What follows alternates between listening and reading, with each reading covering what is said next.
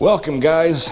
Today we are going to be changing the brakes on this, a 2003 Kawasaki Z1000.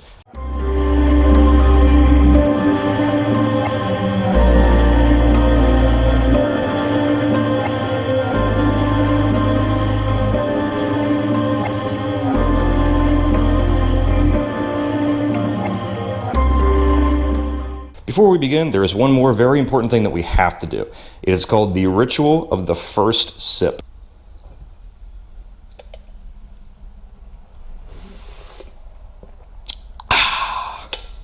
Now we can begin. First, we're going to start with the back end, and we're going to save the front end for last. So we're going to do all new shoes and all new rotors, front and back. Okay, to start, we're going to put it up on the lift for the back end. Now, what I like to do is, you can do it from this angle, but it's kind of difficult to kind of push your bike up and push the lift down. Let me adjust my camera a little bit and push the lift down. So what I try to do is I try to get the bike a little closer to level to begin with. So I get a little block of wood. So it's a little bit more straight already. That kind of helps.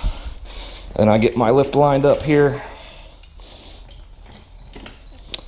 And looks like we're good. And you just push it down until your bike levels out, and then continue to push down until it lifts the rear end of your bike up. And there we go. And that's how you lift up a bike. To change the brake, what we basically have to do is we have to take the whole rear wheel off, okay? Now that we got our bike up, the first thing we're gonna do is we're gonna loosen this axle nut. And what you're gonna need for that is you're gonna need a pair of needle nose pliers to get the cotter pin out, and then you're gonna need a crescent wrench to loosen the nut, or a big socket, but a crescent wrench will do just fine. So we're going to do that next. Usually a cotter pin is bent. I'm hoping you can see what I see. It's kind of hard to know where the GoPro is pointed. It's to where we can pull it out. There. We're just going to grab a hold of it, and we're just going to yank it out. There we go. Now we're going to break the axle nut loose.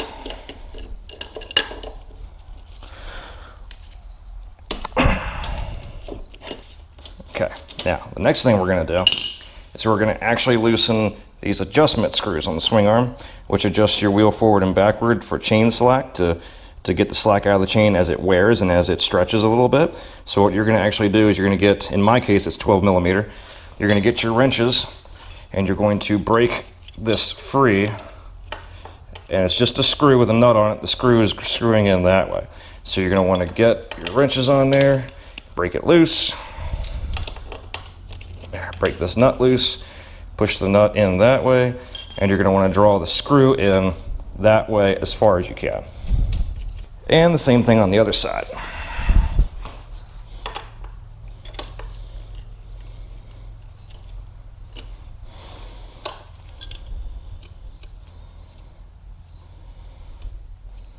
Okay, now the hope is that you can get enough slack to push your wheel forward enough that you can get this chain to just pop right off the sprocket. Now in my case, I might not be able to do that because this is not the normal size sprocket and chain. This is a smaller sprocket with a shorter chain, so I have to have mine adjusted pretty well forward even with a brand new chain. So in my case, I might not have enough movement to do that. So I might have to take my master link off, which thank goodness it's a clip style master link, and I can just take my link off and actually break my chain apart to get the wheel off. But in your case, if you have a normal setup with a stock bike, you shouldn't have to do that. You should have enough room loosening those screws and driving them in to push your whole wheel forward enough to get the chain to pop off your sprocket enough and just let it hang on the swing arm to get your wheel off. So now we're gonna go ahead and we're gonna pull this axle nut the rest of the way out.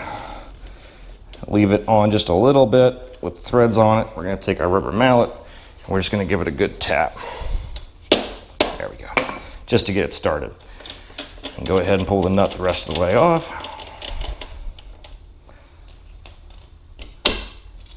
I'm going to pull it out from the other side. Just like that. Now, your wheel's going to want to fall as soon as you pull it out, so I like to sit here. It's going to be hard to show you with the camera, but I like to sit here kind of like this. Grab the wheel with my one arm and pull it out with my other arm, if you can see that. Just grab it and just pull it.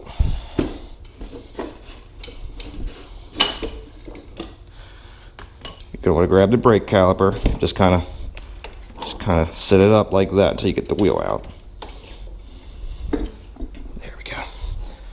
We'll set the wheel aside.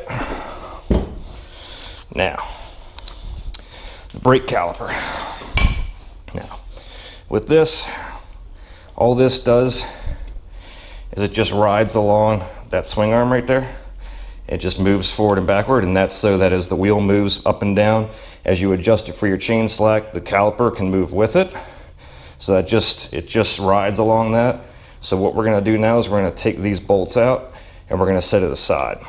Alternately, what you could have done is you could have broken these screws loose and take the caliper off before you took the wheel off if you wanted to. I kind of did it the other way. It really doesn't matter, but that way you might be able to get the bolts off easier if you're having a hard time getting them off if they're real tight and stuck, because then you have leverage. Take that off so we can get to just the caliper.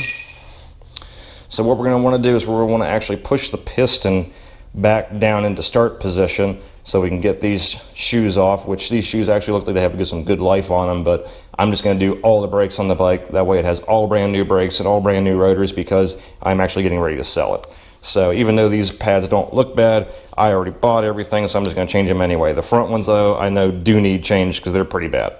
So I'm just going to do all of them. Now what's going to happen is, as you push that piston back down, the fluid level in your reservoir is going to go up because you're pushing the fluid backwards. So you might have to take the cap off and take some fluid out. In this case, normally when you change brakes, you would change the fluid with them. In my case, my fluid is actually pretty fresh already. That doesn't really need to be changed, so I'm not going to bother changing the fluid or bleeding the brakes. I'm just going to change the shoes and the rotors and just call it done. Now you want to rotate that so you can get the clip facing up. There we go. Got it. Success. After you pull the cotter pin out, you actually just need to grab that with pliers and pull it. It looks like it should unscrew, but there's no threads. It's not a screw. It's actually just a pin. So you want to get your needle nose pliers after you take the cotter pin off, which was right in here, and you're going to want to just grab a hold of it and just pull it out. Okay, and that releases your brake shoes. Now, with the pin out, now what we can do is you can just spin the top brake shoe off like this, lift it out, and the bottom one just slides right on out. And then we just depress our piston all the way down, which it is. I'll have to check my reservoir. It might be pretty full right now. And we're going to put our new shoes in. Slide that one in. That one, you need to make sure that it fits in, seated in the pattern there.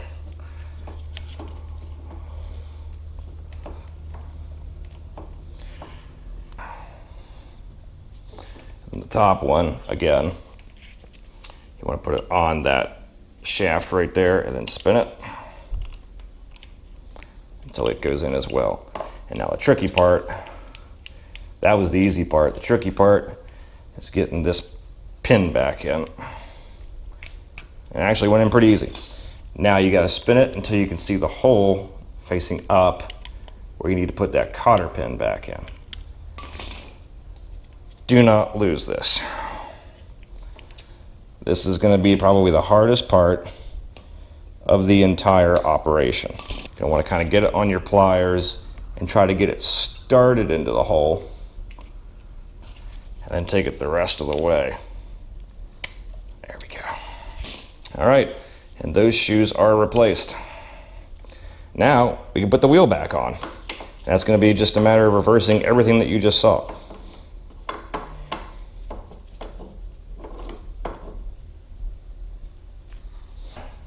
For the wheel, what we're going to do is we're going to just pull this, just sits in there. So you're just going to pull it out.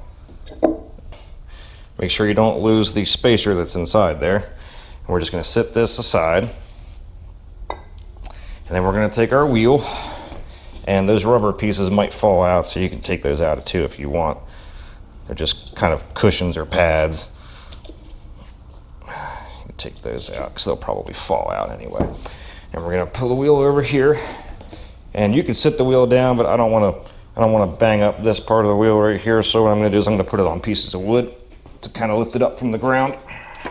And all you're going to do is take those 4 screws out, take the old rotor off, put the new rotor on.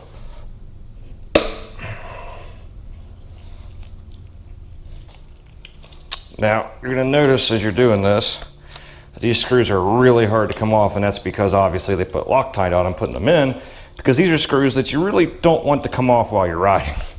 So they have Loctite on, at least they should. They better have Loctite on them. So of course, when you put them back in, you're gonna want to put some fresh Loctite back on them when you put them down in so that they don't come loose while you're riding.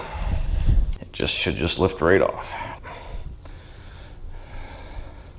Now you'll notice there is like almost like a gasket kind of thing. You're gonna want to try to save that if you can. And then we're gonna install our new rotor. You should probably actually change your gloves before you do this, but I'm just gonna be really careful. And I am gonna make sure I do not touch the brake surface with any grease. I'm gonna put the gasket back on. Then I'm just going to gently put the rotor on without touching the brake surface with my glove.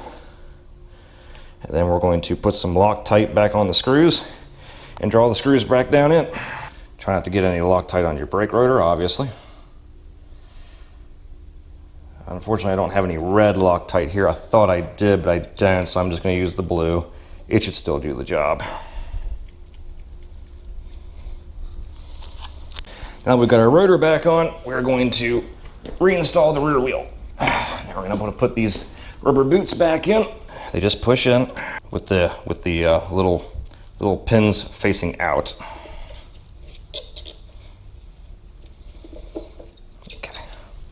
And then we're going to lay it back down on our wood so we don't ruin our brand new rotor, so the rotor does not touch the ground.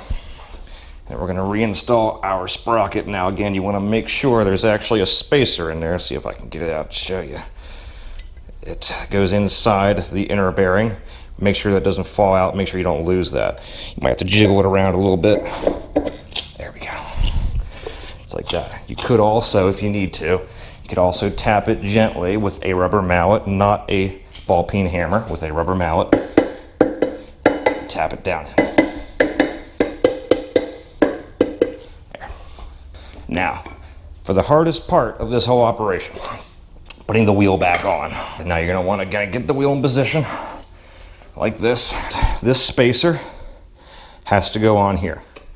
Do not forget that. That spacer keeps your wheel from moving. So you want to put that in to start. Boom, that's in, we're good. We're going to go ahead and put our brake caliper bracket. I just have my brake caliper just kind of up and out of the way for right now. We're going to put this, slide it back onto the swing arm, and get it into position lined up with the axle, with where the axle is going to go right there. Now the goal is to try to get this wheel into position, lift it up, and then with the other hand, put the shaft back on. Now what I've found is it helps a little bit if I take a piece of wood. Actually, let me back this out. Take a piece of wood to help lift the wheel up into the right height so that I can more easily get the axle in. So I found that that really, really helps. So now what I'm going to do, and this, see the tight fit, see how that's there, and that's there. If you wanted to, you could probably just, if you don't have a chain guard, you don't use one, you could maybe just zip the end of that off to make it easier to get your wheel on. But what I'm actually going to do here is I'm going to take this off. I'm going to take this off. Give me some more room to get the wheel in. There we go. Now I'm going to put this back on. But here's the tight fit. This side is all the way up against the swing arm. And you have that much room on this side, which is just barely enough room by design for this to fit right in there. You see that? That's the hard part. So it can be very frustrating, and sometimes this guy here keeps wanting to fall out, but you just got to be patient and keep trying. So now I'm going to slide him in. Yeah, this is the hard part. This is always the hard part. I'm going to slide this out a little bit. See if I can get this part, this groove to go into the swing arm first. Like that. There we go. And then slide the wheel up. There. Gonna get the axle started on this side. And even with the wood, I'm not quite far enough up, so I'm gonna lift up. Here, adjust my camera. I'm gonna lift up with my right hand until I get this started on that side. And I'm gonna come over to this side and try to kind of guide everything together.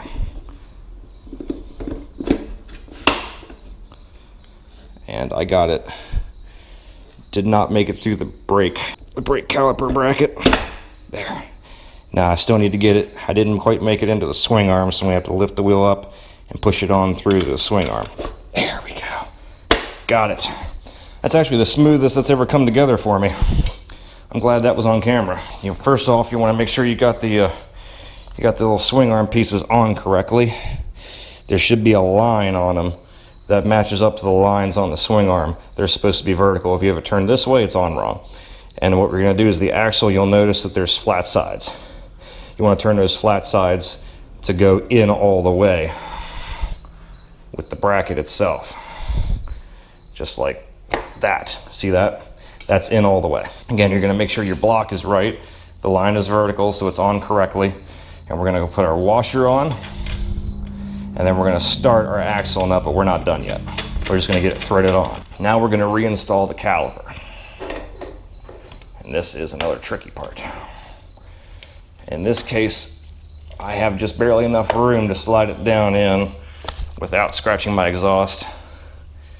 And you're just going to want to spread the pads apart, get them to go over the rotor, and then line the bolt holes up. Okay, and then you want to thread your bolts on. It's easy to get one started and then to do the other one. And just tighten those bolts down. And my friend, you are done the rear wheel, besides putting your chain back on and tightening it up. But the caliper, the new shoes, and the brake rotor is all on. We're going to slide this forward, and I'm going to put my chain back on. In your case, hopefully you didn't have to take it apart. You can just lift it up and sit it back on the sprocket. But in my case, I got to put my chain back together, actually. If you have a clip style master link like me, you make sure you always check that thing before you go for a ride, every time. We're going to get our wrenches, and we are going to pull the wheel back with the bolts to get the proper amount of chain slack, which is about 1 inch. Put my kickstand out of the way. It's about 1 inch, and right now it's a little floppy. So we're going to back it out. And as we back the screws out, it's going to move the wheel out this way, which is going to tighten up the chain slack. Okay. That feels pretty close. Now I'm going to make the back about the same. Now you can't go by the screw, because you can see on this side it looks like I have more screw than on that side, but you can't really go by that. You have to go by the measurement stamps, okay? You can't go by the screw length or anything like that. You gotta go by the stamped part of the swing arm, which is what it's there for. That's for accuracy. That's so you know where you're adjusted to. There's really no other way to measure it. And I can see I'm a little bit behind the first mark there, but I'm a little bit behind the first mark on here. So there, technically at this point, my wheel is pretty much straight, even though the screws look a little different. Even though it looks like I have more screw on the other side. You can't remember, these blocks aren't exactly the same width either. So the block isn't really the same size, at least not on this bike. So it looks like you have less screw over here, so it looks like this side's too far in, but you can't go by that. You have to go by the scale that's printed on the swing arm. And by the scale, my wheel is pretty much straight at this point. So now I just gotta check to make sure I've got the right amount of slack. And what you're gonna wanna do is find about the middle portion of your chain, about the middle portion of it. And you're gonna wanna hold a ruler up to it, and you're gonna wanna push it all the way down as far as you can, and then all the way up as far as you can. And the amount of travel you want total in both directions put together is about 1 inch, and I'm actually about 1.25 inches, so I could go a little tighter. It's about right. Now we're going to go ahead, we're going to set it at this spot, tighten the screw there, and on this side I'm pretty close. I can go a little bit back on this one. Total movement is about 1 inch. That's where I want it. I'm going to check one more time to make sure my wheel is straight side to side. I'm going to tighten the screws, and then the rear wheel is done. After you get those screws set, it's very important that you do not forget to finish the job. So we got to tighten this axle nut as a last thing, and then put the cotter pin back in it. So we're just going to take it. You don't have to hold the other side, because again, the other side is down in the block, and the block will hold it. So you just have to tighten this side. Now tighten it to a point to where it's really nice and tight, and the holes line up so that you can put the cotter pin in. About there, it's pretty tight, and the holes are lined up. And the cotter pin, as you might imagine, keeps your axle nut from coming loose while you're riding, again, which is a very horrifying thought. So if you just slide it in, of course it can come out, so you don't want to leave it like that. You want to take the ends and you want to bend them so that the cotter pin is impossible to come out. Bend one piece up. That should hold it. Sometimes if your cotter pin's getting weak on the bottom, you want to get a new pin, because these pieces, as they get weak from metal fatigue, from bending them back and forth, they can break off. But in this case, this one looks like it's still pretty good. So I don't think I have to replace it just yet, but I do have spares in case I have to. Now, we're gonna do the front wheel. Coffee break.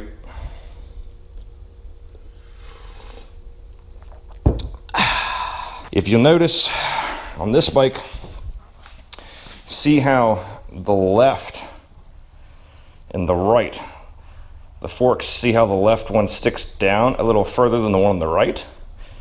They are not level, and that's a problem, because sport bike stands, like these two beautiful stands that I bought online, are designed for a sport bike that has them level to lift up the front end. And if they're not level, they don't fit.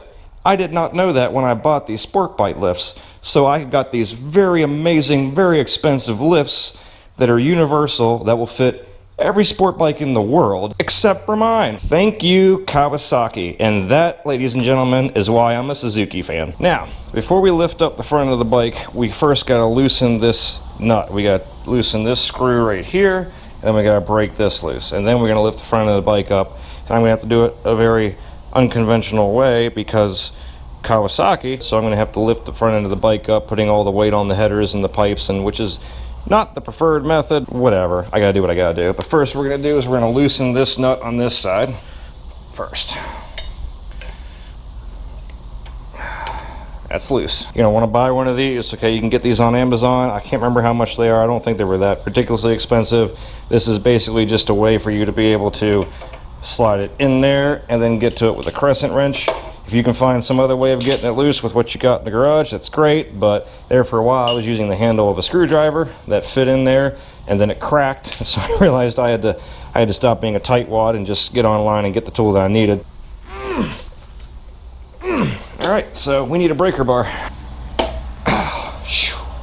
There's no way I'd have been able to do that without a breaker bar. Now that you've got it broken loose, we're going to lift the bike up in a very, very wrong way. Most people are going to cringe when I do this, but I don't know how else to do it.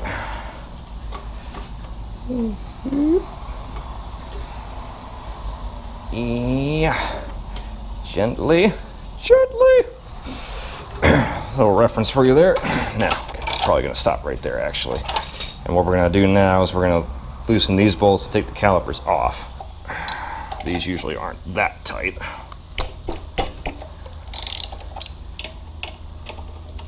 So now that we got the calipers off, we are going to take the axle nut out the rest of the way and take the wheel off. Now, I just kind of said that you shouldn't have these dangling by the brake lines. You should kind of hang them up on something, but this is only going to take a few minutes. And like I said, these are not stock brake lines. These are braided brake lines. They're pretty tough, so I'm not too worried about it. If you were going to tear apart a bike and leave it sit in the garage for several days, you probably wouldn't want to do that. You want to secure them somehow, but this isn't going to take very long, so I'm not that worried about it. Until it feels really loose. See how it's threaded on this side? You just want to make sure that you draw it until all the threads are out. I don't think I quite got it all the way. Go a little further. There we go. I felt it come loose that time. Now, again, same as the back wheel. Slide my mess of tools out of the way here. You're going to want to kind of hold the wheel and pull the axle out. Just like that. Now, just like the back wheel, both sides you have these spacers. Don't lose those. Now they're both the same on the case of this bike, so it doesn't matter if you get them backwards. It doesn't matter. They're both the same. Just don't lose them. Pull the wheel off. And there we go. Now we're ready to change the rotors and change the shoes. There we go. Got it. Draw this screw out all the way until the threads are all the way out. I believe they are. You're going to take a smaller Allen wrench and push the rod out from the other side. Slide the pads out. Try to depress the pistons, and again, you might have to check your reservoir. You probably have to take fluid out of it. I had to take some fluid out of mine because it'll probably be overfilled at that point because you're pushing fluid back into the system by pushing the pistons down. Take the steel plates off the old shoes, because you're going to need those. Those are a part of the system, believe it or not. You want to take that off. Hopefully you have them on your old shoes. If not, then someone put them back on without them. And the other. Just snap on. Again, they're identical. There's no top and bottom. It doesn't matter. They're identical. Just slide one in the bottom. Slide one in the bottom just like that. And slide the other one in the top. Okay, hold them with your hand. Spin it around just like this. Hold them in with your hand. Put the plate on first. Again, the prongs, you see they're not the same. This side's different than this side. The prongs go in the little slots on this side of the caliper. You'll see it. The rod goes above that bracket but through the holes of the shoes. So you don't want to get it under the bracket. It needs to go over top of the bracket. You got to try to get it lined up to the hole on the other side to push it in. Then you can thread it in gently. Don't cross thread it.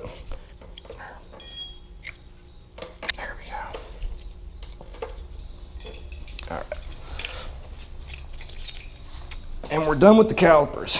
With the front wheel, it's pretty much going to be the same thing as the back wheel. You're just going to take those bolts out, take one rotor out, put the new rotor on, bolt it back in, put some Loctite on them. Do not forget that. And again, I've got this on blocks of wood so that the rotor it's facing down isn't on the ground. So when I put the new ones on, I won't ruin my brand new rotors. So now we're just going to take all these off. All right, now I've got the bolts out. There's no gasket kind of thing on these like there was on the other one. Set that aside. Those are junk. I'm going to be careful to kind of sit it right down where it needs to go.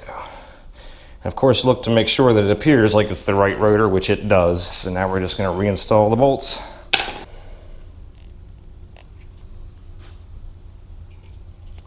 Same as the back one. Okay, now we're just going to repeat that on the other side. Then we're done. Now, like I said, can't forget these spacers. These got to go on the wheel before you put it back on. One on one side, one on the other side. Okay, that'll do. So I'm going to put it up on a piece of wood here so that it lifts the wheel kind of up into position for me so I don't have to do it myself. And then try to put the shaft in at the same time. And as you can see, that piece of wood made it almost perfect right there. So now we're going to take our shaft, we're going to push it back in. Do not damage the threads. Be very careful. Be gentle with it. Okay. Try to thread it in from that side. You might have to give it a firm tap, but be gentle when you're trying to thread it in. If you think you're cross-threading it at all, stop and back it out and try again. But mine feels like it's turning free just fine. There, it's threading in there. Okay, I'm going to stop there for now. I'm going to put these calipers on. I don't like the way they're vibrating. So we're going to just slide these things back on. Get our space. You're probably going to have to reach in there with a tool or with your fingers and push the plates apart, the pads apart, to get them over top the rotor. Now that we got that in position, we're going to start the bolts by hand.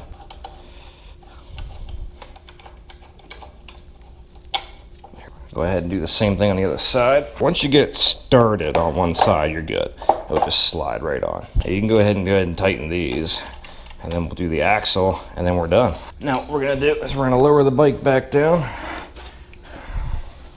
and finish tightening this.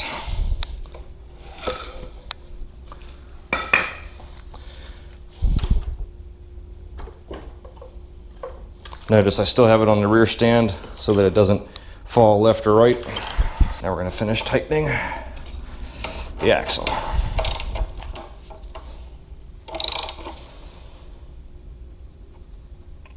This has to be tight. All right. And last but not least, do not forget to tighten that bolt right there, which keeps this bolt from coming loose. And there. And that's it. We're done. Kickstand down. Take it back off the stand gently and Lean it on the kickstand gently, and we're done. Now, as always, when you finish a project like this, you want to go back over everything you did. Make sure you don't have any bolts left over, any parts left over, any clips left over. Go back over everything, make sure you remember to tighten everything, and of course go out and take it for a test drive carefully to make sure everything seems to be fine when you do something like this. Now, on a motorcycle, they don't have power brakes, so you don't have to turn it on to test the brakes. You can go ahead and get the brakes back into position, pump it a few times until it gets back into the position. The caliper does. And go ahead and do the same thing with the rear brake to make sure everything seems fine. Feels good. If you notice a sudden loss in pressure or anything that doesn't seem right when you're riding, stop, bring it home, and check to make sure you did everything right. That's all you need to do to change the brakes on your 2003 up to 2006 Kawasaki Z1000. All right, catch you guys later.